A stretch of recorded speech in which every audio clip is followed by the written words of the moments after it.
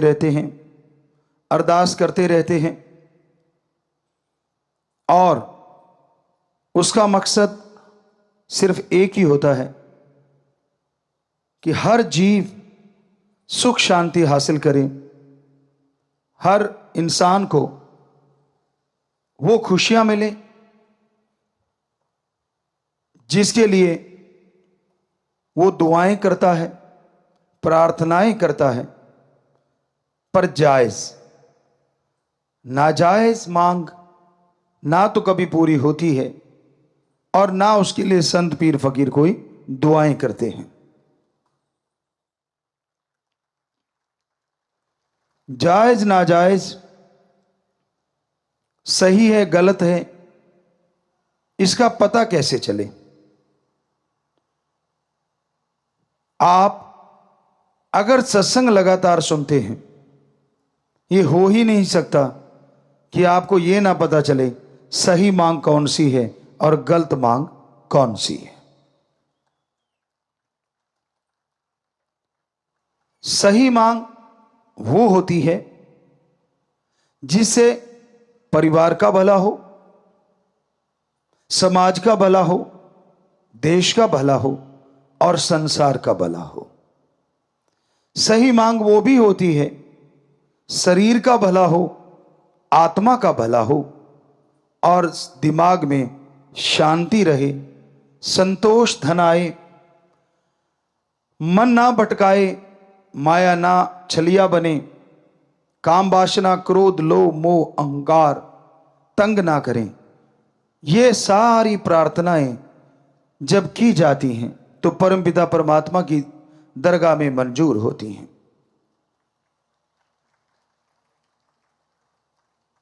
इसके अलावा आदमी तो बहुत कुछ मांगता है, मुझे ये दे दो, मुझे वो दे दो, पर सूफियत में सच्चा भक्त मानता है, हे मेरे परमपिता परमात्मा, मुझे वो देना जो तेरे दर के करीब करे, कभी दूर ना करे।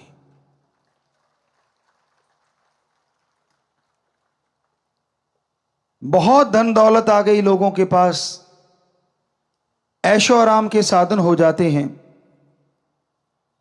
और कमी यह आ जाती है कि वो परम पिता परमात्मा से दूर हो जाते हैं। तो आज यही कि मांगना कैसे है और किससे मांगना है। वैसे तो समाज में रहते हुए आप समाज से मांगते रहते हैं, लेन देन चलता रहता है, पर वो स्वस्थ तरीके से लेन देन हो।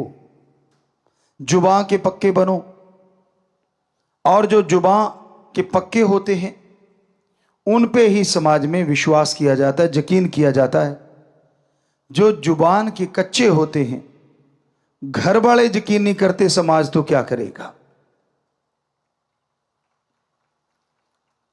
पुराने समय में हमारे भारत में यह संस्कृति रही है कि दो दोस्त एक दूसरे को जुबान दे देते थे छोटे छोटे बच्चों के लिए कि भाई अपनी दोस्ती है, तेरा बेटा और मेरी बेटी की शादी आपस में करेंगे ताकि ये रिश्ता और मजबूत हो जाए।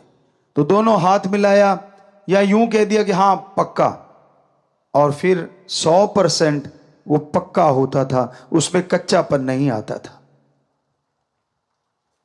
आज पहली बात तो जुबान ही नहीं रही, जुबान करके लोग मुकर जाते हैं। दूसरी बात, जुबान को छोड़ो, लिखा हुआ मुकर जाते हैं। ऐसा टाइम, ऐसा समय है प्यारी साध संगत जियो, इंसान जब मांगने बैठता है उसे यह लगता है कि मैं तो जायज ही मांगता हूं, नाजायज मांगता नहीं।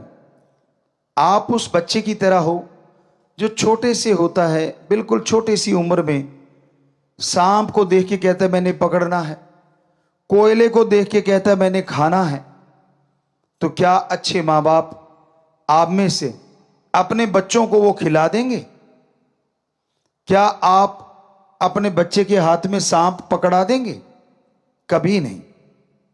तो परम पिता परमात्मा तो आपकी आत्मा का मां बाप है, आपकी आत्मा का साईं है।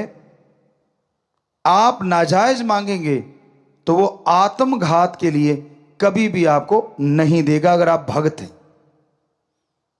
और अगर मालिक को लगता है कि आपके लिए सही है, लगता नहीं, वो तो जानता है, तो पल में वो आपकी इच्छा चुटकियों में पूरी कर देगा। पर कई बार होता है, आदमी कहते हैं ये मांग तो हमारी सबसे श्रेष्ठ और जायज।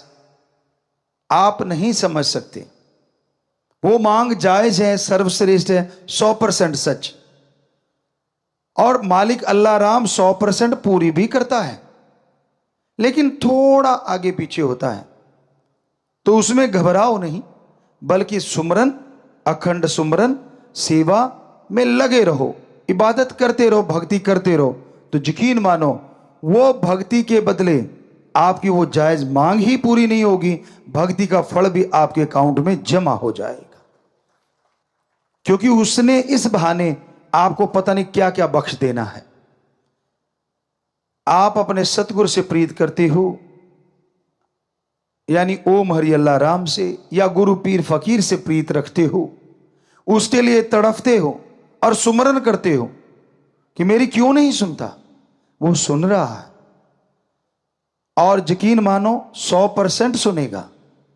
लेकिन आप सुमरन कर रहे हो, उससे वो आपके कुलों का उद्धार किए जा रहा है, जो आपको पता नहीं चलता।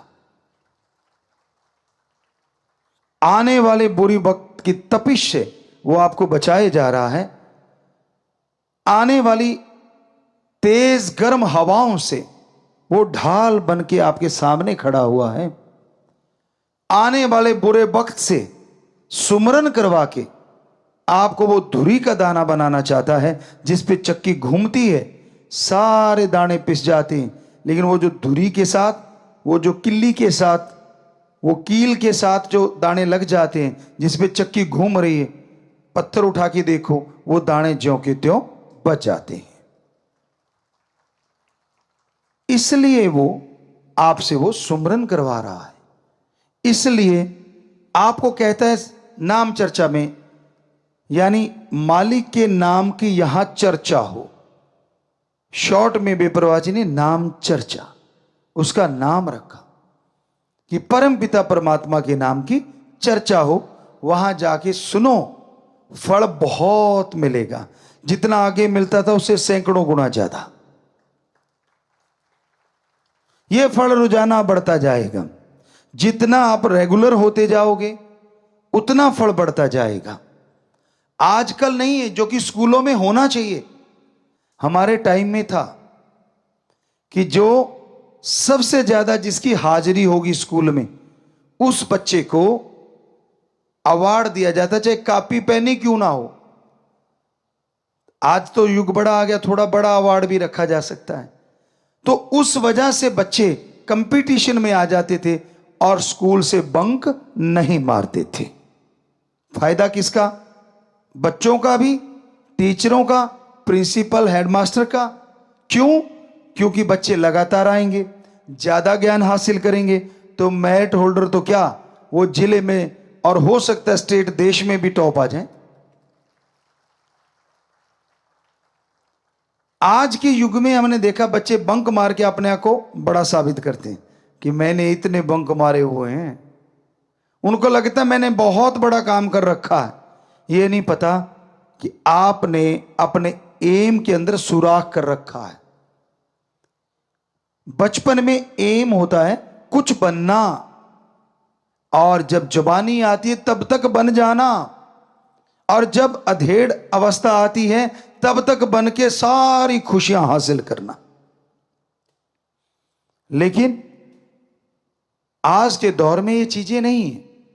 तो हमारे वहां बच्चों के एक तरह का गुरुकुल ही है वो, और मां बाप आते थे तो सिखाया जाता था कि जब वो मां बाप का दिन आए, बात बाद में करना, पहले अपने मां बाप के पांव छूने हैं, झुक के। ये इसके पीछे बहुत बड़ी साइंस है, बहुत बड़ी विज्ञान है। आप झुकते हैं तो वो जो पांव को छूना और एक सिर पे हाथ का आना, इसके अंदर बहुत बड़ी साइंस छुपी हुई है। झुकना सिखाता है कि धर्म कहते हैं कि दीनता, नम्रता। आपकी ईगो फिर हार्ट नहीं होगी अगर आप आज झुकना सीख जाते हैं। जो झुकना नहीं सीखते वो टूट जाया करते हैं। ऐसे तिनके को मरोड़ो। कुछ तिनके ऐसे होते हैं जो लचीले होते हैं, ऐसे ऐसे करते रहो, टूटते नहीं। उसी के वजह से दूसरे तिनके को ऐसे करते तड़ाक टूट जाता है। तो जिंदगी में आने वाला समय पता नहीं कैसा है, ये तो राम जाने। अगर वो मां बाप के सामने झुक गए तो हो सकता है लाइफ में मालिक ना करे ऐसा टाइम आए कि आपको झुकना पड़ जाए, तो तकलीफ नहीं होगी क्योंकि आप झुकना जानते हैं। और मां बाप का आशीर्वाद वो डुप्लीकेट नहीं होता, दुआएं लेके आता है, पॉजिटिव रेज लेके आता है कि बेटा सुखी रहे। यूं सिर पे हाथ रखते ही वो उनकी पॉजिटिव एनर्जी आपके अंदर प्रवेश कर जाती है। तो इसलिए हमने अपने बच्चे जो स्कूल में पढ़ते हैं उनको सिखाया था, हॉस्टल में खास करके जो बच्चे रहते हैं, कि बेटा जब पेरेंट्स डे हो आप जाओ, सबसे पहले माँ बाप के पांव छुओ और फिर पूछो कि पापा माँ सेहत कैसी है। और इससे कुछ जाता नहीं। यकीन मानो अगर आप झुक नहीं रहे तो ईगो अड़ रही है कि हमारे तो विचार ही नहीं मिलते, हम तो ऐसे कैसे झुक जाएं।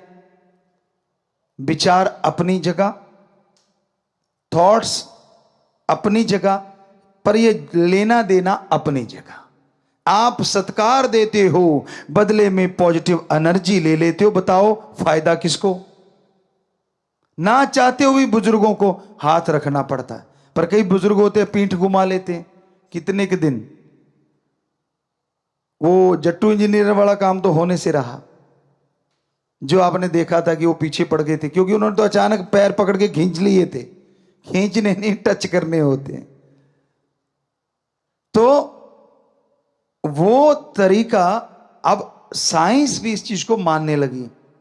जब आप सुमरन करते हो, आपको नहीं मालूम, लेकिन बहुत पहले भी हमने सुनाया था, कुछ देशों के साइंटिस्टों ने इस पे रिसर्च किया और ये बताया कि जो लोग सुमरन करते हैं उनको एक जगह बिठाया और जो नहीं करते उनको अलग। तो बड़े परिवर्तन मिले। सुमरन कर रहे बड़े शांत रहते हैं जो सुमरन कर रहे थे, जो नहीं कर रहे थे वो बात बात पे टेंशन ले रहे थे, चिंता कर रहे थे।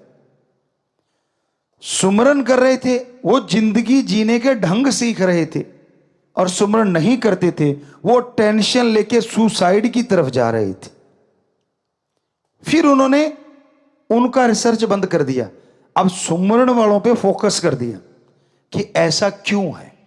सेंसर लगाए गए, कंप्यूटर से जो भी सिस्टम थे सारे लगाए गए।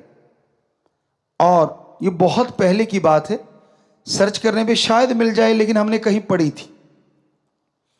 तो उन्होंने फिर ये देखा कुछ दिनों के बाद कि एक रेज आ रही हैं और वो रेज आसमान की तरफ से आ रही हैं, और जो सुमरन कर रहा है, मेडिटेशन कर रहा है, वो रेज आके उसके दिमाग पे यूं किरणें, आपने देखा ना कई बार कि ऐसे आपने फोटो में ये तो एक कंप्यूटराइज्ड चीजें होती हैं कि यूं हाथ की और यहां से एक लाइट निकली, आप देखते होंगे डॉक्यूमेंट्री वगैरह में, तो वो लाइट पड़ रही है, वो 100% सच होता है।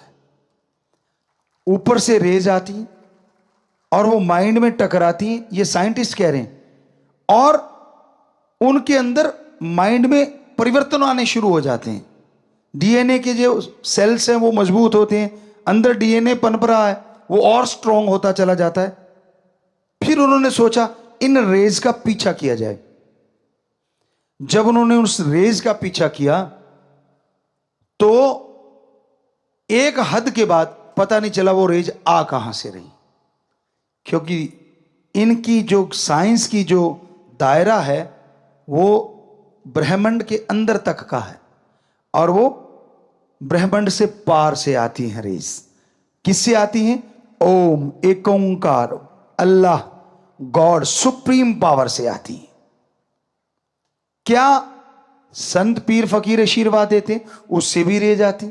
जी हां, आती हैं। क्यों आती हैं? क्योंकि उनका हाथ पार ब्रह्म उस परमपिता परमात्मा से जुड़ा होता है। साइंस के अकॉर्डिंग उनकी सिक्स सेंस हमेशा मालिक से कनेक्ट रहती है। इसका मतलब यह नहीं कि उनकी सिक्स सेंस यहां काम नहीं करती, बल्कि आपसे कई गुना ज्यादा उनकी सिक्स सेंस यहां भी काम करती है। यह कैसे पॉसिबल है? यही वो अनसुलझी पहेली है जिसे साइंस शायद ही कभी सुलझा पाए, पर धर्म सुलझाते हैं। कैसे? संत पीर फकीर जैसे आपको बताया बनाए नहीं जाते, वो पैदा होते। फर्स्ट जब वो आत्मा गर्भ में आती तो परम पिता परमात्मा के अंश तो सारी आत्माएं होती हैं, पर वो उस मालिक से डायरेक्ट उस बॉडी में आती। बाकी जन्म भोग के आती, 84 लाख जूने भोग के आती। पर जो संत आज से पहले हमारे महापुरुष हुए, जितने भी संत सच्चे रूहानी सूफी संत आए, बहुत आए सारे धर्मों में, वो डायरेक्ट उस ओम का अंश होते हैं, ना कि जन्मों मरणों में घूमी हुई आत्मा होते हैं। तो अब पता नहीं 84 लाख जूनियों में कितने बार चक्कर लगा चुकी आत्मा। एक तो वो है मनुष्य के शरीर में, और एक वो है जिसे भगवान ने डायरेक्ट अपना अंश बना के भेज दिया। तो नेचुरली वो जो घूम घुमा के आई है, वो तो संचित कर्म इकट्ठे किए बैठी है। उनको भोगते भोगते कभी गुस्से हो जाती है, कभी सतगुरु राम से भी मुनकर, कभी कुछ कभी कुछ कभी कुछ। पर वो जो संतों की आत्मा इस बॉडी में होती है, वो परम पिता परमात्मा का प्योर और ओरिजिनल वो अंश होती है जो शरीरों में बाकी में गई नहीं, डायरेक्ट मनुष्य शरीर में आती है। इसलिए वो क्योंकि डायरेक्ट आई है तो उसका कनेक्शन भी गर्भ में भी मालिक से डायरेक्ट होता है। बाहर तो छोड़ो आप, अब कनेक्शन डायरेक्ट है। तो जब वो आशीर्वाद या वो बात कहें या वो आंखों से निहार दें, असर किन पे पड़ता है? इन रेज का। जो झोली फैलाए बैठा है, दीनता, नम्रता जिसके गहने हैं, जो 100% संतों के गुरु के वचनों को मानता है, ना कि नजायज फायदा उठाने के लिए आया, वो नहीं। जो अपने पीर फकीर से दृढ़ यकीन रखता है। इसलिए हमने आपसे हमेशा दो ही तोहफे मांगे, बचनों पे पक्के रहो और दृढ़ यकीन रखो, तो नेचुरली प्रीत बढ़ेगी। और फिर आप देखोगे कि एक नजर भी अगर टकरा गई तो पता नहीं क्या से क्या दिखा दे। ये हमारी कोई औकात नहीं, ये तो उस परमपिता परमात्मा की हम रहमत कृपा बता रहे हैं कि ये उसने किया होता है। वो कौन से शरीर को चुनता है, ये भी उसका काम होता है। तो इसमें हमारा तो कोई काम नहीं रहा ना, किसी भी संत का कोई काम नहीं होता। ये सारा उस ओम सुप्रीम पावर का काम होता है। वो ही बॉडी की रचना करता है, वो ही उस बॉडी में अपना डायरेक्ट अंश भेजता है। हो सकता है ये सवाल कभी ना कभी आप लोगों के किसी ना किसी बहन भाई के दिमागों में आए होंगे, जो आज हम आपको सुना रहे हैं, या आपकी जानकारी के लिए। क्योंकि अंदर तो आता ही है कि हम तो 84 लाख जोन भोग के आए, जोनियों में जाके आए। क्या संत पीर फकीर भी इसी को फॉलो करते हैं? कई बार ऐसी चीजें देखने को मिलती है। मान लीजिए अब संत पीर फकीर किसी को कह देते हैं कि ये बेटा कर लेना, या ये तू बीमार है तो ये ले, ऐसे कर लेना। अब दो चार और खड़े होते हैं, वो कहते हैं यार मुझे क्यों नहीं, इसको क्यों। हो सकता है बिना प्रसाद के वो अपनी निगाहों से तेरा रोग काटते, पर तेरे जची नहीं, तूने उसको उल्टा ले लिया इसलिए वो नहीं कटा। काश उसको इस तरह से ले लेता कि मुझे इसका मतलब ये है कि प्रसाद की भी जरूरत नहीं, उनका नजरे कर्म ही काफी है, तो यूं यूं यूं ठीक हो जाता। तो ये सोचने का होता है। रूहानियत बहुत गहरी है। संतों का कोई भी काम बिना वजह नहीं होता, क्योंकि वो अपने लिए नहीं जीते, वो पूरे समाज के लिए जीते हैं। वो अपने लिए नहीं जीते, परमपिता परमात्मा के लिए जीते हैं। वो उसके गुलाम होते हैं, उसके नौकर होते हैं। इसलिए कई जगहों पे महापुरुषों ने, परमपिता जी दाता रहबर ने पहली बॉडी में भी फरमाया कि परमपिता परमात्मा का काम संतों द्वारा ही सारा होता है। ये बेप्रभा जी के वचन है। तो आज आपको समझ आई ये क्यों होता है और कैसे होता है। और बेप्रभा जी के लिए एक वचन हुए थे साईं मस्ताना जी उस बॉडी में, यही हम कहा करेंगे। आप कहते पर्दा रखते हो, अब तो पर्दे पुर्दे तो उठा दिए बहुत सारे। तो उस बॉडी के रूप में बेप्रभा जी ने वचन किए, अपने लिए भी थे उनके, लेकिन किए दूसरी बॉडी के लिए कि इनको देखेगा वो भी तरेगा, इनकी पीठ के दर्शन करेगा वो भी तरेगा, जो बात सुन लेगा फायदा उसको भी होगा, जो मान लेगा उसका तो कहना ही क्या है। साईं जी ने यानी मस्ताना जी रूप की वो बॉडी ने परमपिता शास्त्र नाम जी के लिए वो वचन किए। तो क्या आपकी बुद्धि सीमित है? शायद तंग दिली है आपके अंदर, शायद आपका दिमाग काम नहीं करता। वो वचन साईं मस्ताना जी की बॉडी के लिए भी थे, परमपिता शास्त्र नाम जी महाराज की बॉडी के लिए भी थे, और फिर परमपिता जी ने वचन कर दिए हम थे, हम हैं, हम ही रहेंगे। तो बिल्कुल क्लियर ही हो गया ना, बात ही खत्म हो गई। पर ना जी, हम तो उसको मानते, हम तो उसको मानते, हम तो उस कईयों के घेर अब भी अटका हुआ है। आपको सुनाया करते थे हम, किसान के बेटे हैं तो किसान का काम बहुत ज्यादा किया है, बेहद ज्यादा किया है। कई बार वहां बच्चे चेक करते थे, गुरुजी अब तो आपने उतना ज्यादा हार्ड वर्क नहीं करते, आपके हाथ इतने हार्ड क्यों हैं? मैंने कहा बेटा इसे कहते कमाए हुए हाथ, ऐसे बैठ के गड़ाए हुए हाथ नहीं है, ये कमाए हुए हैं। हम अपनी बड़ाई नहीं करते। आपको कहते हैं ना बेपरवाह जी से बेहद इश्क था। तो एक बार हम आप एक छोटी सी बात बताना चाहते हैं कि वो बॉडी कैसी हो जाती है जो सतगुरु से प्यार करती है। हमारा हमेशा चैलेंज एक्सेप्ट करने का दिल रहता था कि चैलेंज किसी ने दिया है तो उसको स्वीकार कर लेते थे। तो हम आए आश्रम में, डेरे में, बेपरवाह जी से दर्शन दीदार हुए, सेवा की, जो भी सेवा बनती थी। और पीछे गांव में, अगर गांव वाला होगा पुराना तो उसको पता होगा, गांव में एक स्कूल बनाने के लिए चर्चा चल पड़ी और वहां मिट्टी डालने लगे कि अपने अपने खेतों से मिट्टी डालो, खड्डे खुड्डे थे वहां काफी। तो हमारे पीछे से, तो हम रात को पहुंचे, तो हमारे जो वो साथी थे उनसे पूछा क्या हुआ। कहते यार आज तो कंपटीशन हो गया पूरे गांव में, हमारी वजह कह लो, राम जी की वजह, कंपटीशन चलता था हर बात के लिए। वो आपको बाद में बताएंगे, हंसने वाली बातें भी है। तो हमने कहा कितनी ट्राली डाली? कहते जी हम तो 22 डाल पाए। तो हमने कहा और? कहते फला फला 26 डाल गया। हमने कहा लानत, क्यों 22 डाली आपने? कहते थोड़ा सा खेत दूर है ना। मैंने कहा फिर क्या हो गया, कल सही। अगले दिन वो ट्राली बहुत बड़ी थी, उस समय के अकॉर्डिंग 2 टायरों वाली ट्राली बड़ी थी, खुले चने भी उसमें 100 मन से ऊपर आ जाते थे, तो बड़ी ट्राली मानते थे कि ये बड़ी है। तो हमने कहा भाई 3 हिस्से करते हैं। सबसे मुश्किल हिस्सा कहते अगला, डाला खोल के तो आसान हो जाता ना आजकल, बाद में तो वो आगे एक खिड़की भी आने लग गई, लेकिन हमारे उस टाइम में सिर्फ पीछे खुलता था ट्राली का, आगे नहीं। तो हमने 3 हिस्से बांट दिए, वो 4 थे, हम अकेले, कि अगला हिस्सा हम अकेले भरेंगे, पिछला आप चारों मिलके भरो। तो अगला हिस्सा, ये राम जी बेपरवाह जी की रहमो कर्म की बात बताते हैं, वरना तो हम खाक हैं। वो अगला हिस्सा जो होता था उसका, यानी 3 हिस्से हो गए, तो अगला हिस्सा हम 2 से 3 मिनट में भर देते थे अकेले। और हमारी कस्सी हो सकता आज भी संभाल के रखी हो उन बच्चों ने, कोई हाथ नहीं लगाता था। हम कहते यार बाद में बर्त लिया करो।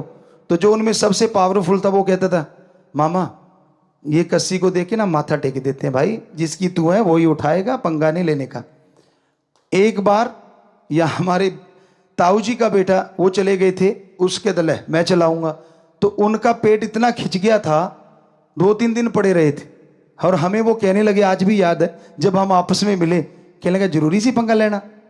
हमने कहा हमने क्या पंगा लिया, हम तो डेरे गए थे। कहते ना जी कई ले आके रख रखी इतनी बड्डी। तो हमने कहा फिर क्या हो गया? कहते मैं चला बैठा कि तू चलाता, मैं भी चलाऊंगा।